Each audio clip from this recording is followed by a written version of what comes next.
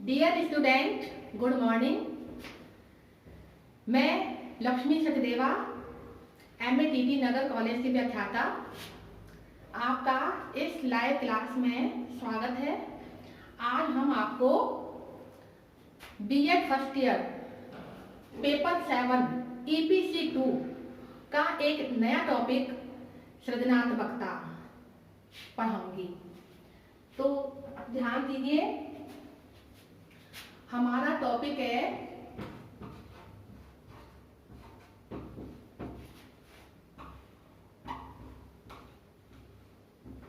सृजनात्मकता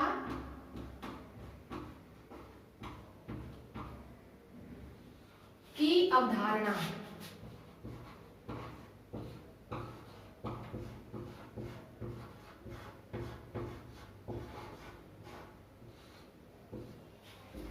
concept of creativity.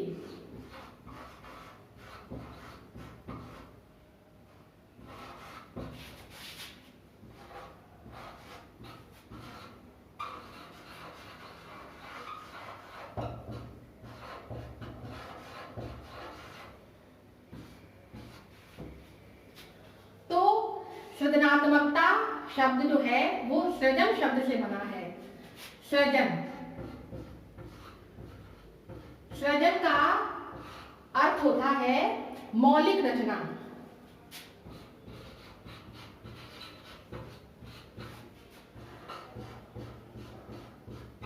मौलिक रचना का निर्माण करना। मौलिक रचना या निर्माण करना।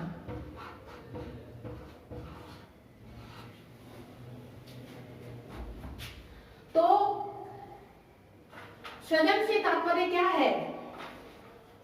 जब हमारे मन में कोई अनेक विचार पैदा होते हैं, अनेक भावनाएं होती हैं, उन भावनाओं को जब हम किसी भी कलाकृति के माध्यम से अभिव्यक्त करते हैं तो उसे सृजनात्मकता कहते हैं। जैसे कोई कवि है, कविता के माध्यम से अपने भाव व्यक्त करता है तो वो उसकी सृजनात्मक शक्ति कहलाती है। कोई मूर्तिकार मूर्ति बना के, तो कोई चित्रकार पेंटिंग बना के, चित्र बना के अपनी भावनाओं को अभिव्यक्त करता है और उसको कोई नई सृष्टि पैदा, कोई नई रचना बनाता है, तो यही रचना क्या कहलाती है? सृजनात्मकता कहलाती है। तो सृजनात्मकता के क्या चरण हैं? इसके 4 चरण हैं। सृजनात्मकता के 4 चरण हैं, यानी कि सृजनात्मकता जो है वो 4 चरणों में संपन्न होती है। तो सबसे पहला जो चरण है वो है निरीक्षण करना।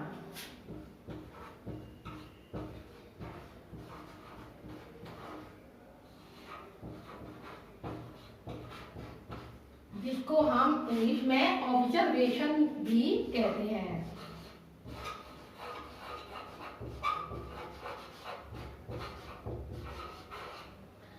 निरीक्षण करना यानी कि देखना।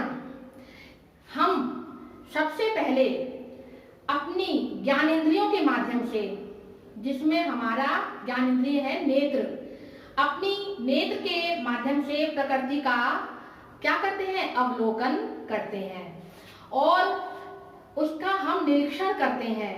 ये निरीक्षण कोई सामान्य निरीक्षण नहीं होता, बल्कि कलाकार की दृष्टि से प्रत्येक वस्तु का सूक्ष्म निरीक्षण करना, यानी कि उसका रंग रूप का अच्छी तरह से निरीक्षण करना, तुलनात्मक अध्ययन करना, परस्पर तुलना करते हुए कि इसमें लाल में और पीले में क्या अंतर है, ये जो फूल है, गुलाब का फूल, कमल का फूल, इसमें क्या अंतर है, इनके रंग रूप में क्या अंतर है।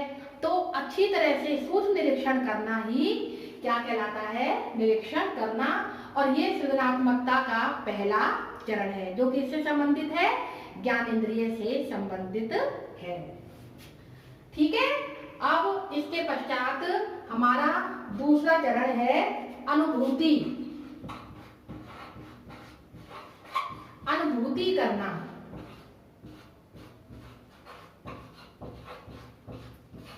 जिसको इंग्लिश में कहते हैं परसेप्शन।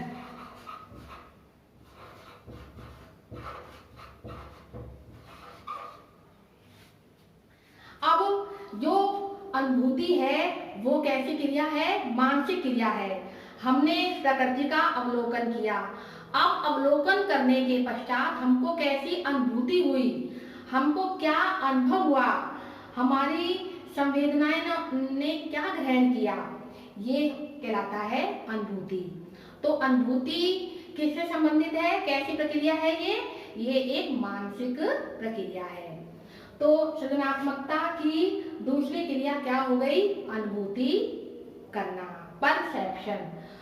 जैसे उदाहरण के तौर पर हम किसी रास्ते पर जा रहे हैं, हमने लहराते हुए हरे भरे खेत देखे और रंग बिरंगा हमने उद्यान देखा जिसमें रंग बिरंगे फूल खिले हुए हैं और हरे भरी जो खेती हो रही है उसमें हमने परिश्रम करते हुए किसान को देखा।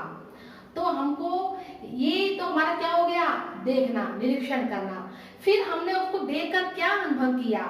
हमें रंग बिरंगे फूलों को देखकर हमारे मन को बहुत अच्छा लगा, बहुत अच्छा अनुभव हुआ।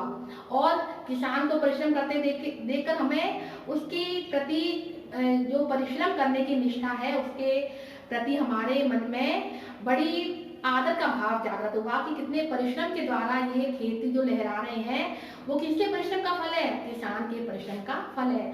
तो ये हमारी अनुभूति कैसी हुई? सुखद अनुभूति। इसके विपरीत यदि हम कहीं जा रहे हैं और हमने देख लिया कोई एक्सीडेंट, कोई दर्दनाक घटना देख ली, कोई व्यक्ति करहा रहा है, किसका एक्सीडेंट हो गया है और वो व्यक्ति बड़े मरण स्थल पर पड़ा हुआ है, खून निकल रहे हैं, तो हमारे मन में क्या क्या अनुभूति पैदा हुई? हम देखा हमने एक्सीडेंट, फिर उसको देखने के पश्चात हमको क्या अनुभव हुआ? दुखद अनुभव हुआ। हमारे मन में बड़ी ग्लानि, बड़ा दुखद हुआ। तो ये अनुभूति कैसी क्रिया हो गई? हमारा दूसरा चरण, मानसिक प्रक्रिया, जो किससे संबंधित है? हमारी संवेदनाओं से संबंधित है। इस प्रकार सुखद अनुभूति और दुखद अनुभूति दो प्रकार की अनुभूतियां होती हैं, जो हमारा दूसरा चरण है। फिर है तीसरा चरण हमारा कल्पना करना।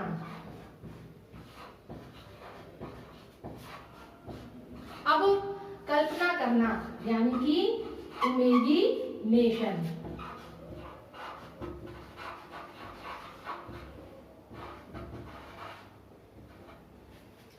इमेजिनेशन, कल्पना करना। अब हमने ये घटनाएं देख ली और हम अपने गंतव्य स्थान पर आ गए। फिर ये हमारी घटनाएं जो हैं, निरीक्षण और अनुभूति किसमें चली गई? ये हमारे अचेतन मन में चली गई और इनके साथ हमने संवेदनाओं का, अपने अनुभवों का भी जोड़ कर लिया।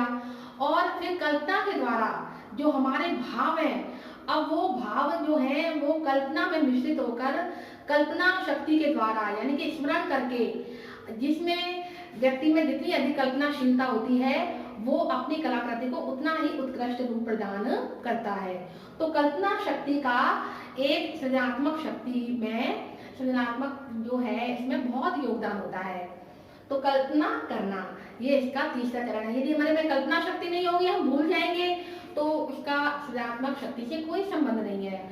तो कल्पना शक्ति का होना भी सृजनात्मकता का एक महत्वपूर्ण चरण है। फिर सबसे चौथा चरण जो आता है वो है सृजनात्मक अभिव्यक्ति।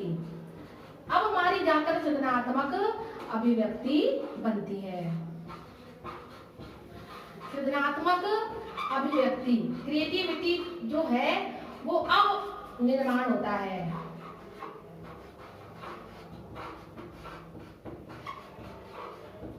मतलब सृजनात्मक अभिव्यक्ति हमने इतने चरण पार कर लिए, उसके बाद हमारे जो मन में भाव है वो बाहर आने के आकुल हो जाते हैं। चित्रकार अपने भावों को कैसे व्यक्त करता है? चित्र बनाकर, पेंटिंग बनाकर। और मूर्तिकार कैसे व्यक्त करता है? मूर्ति बनाकर। और एक कवि किसके द्वारा प्रकट करता है? कविता बनाकर। तो इस प्रकार हमको इन चरणों के माध्यम से अब पता लग गया होगा कि सृजनात्मकता क्या होती है। तो सृजनात्मकता वह शक्ति होती है जब व्यक्ति अपने भावों को, अपने विचारों को नए रूप को मैं प्रदान करता है, कोई नया रूप प्रदान करता है, तो वो हमारी सृजनात्मक शक्ति है। अगला टॉपिक हम आपको अगली क्लास में पढ़ाएंगे। धन्यवाद।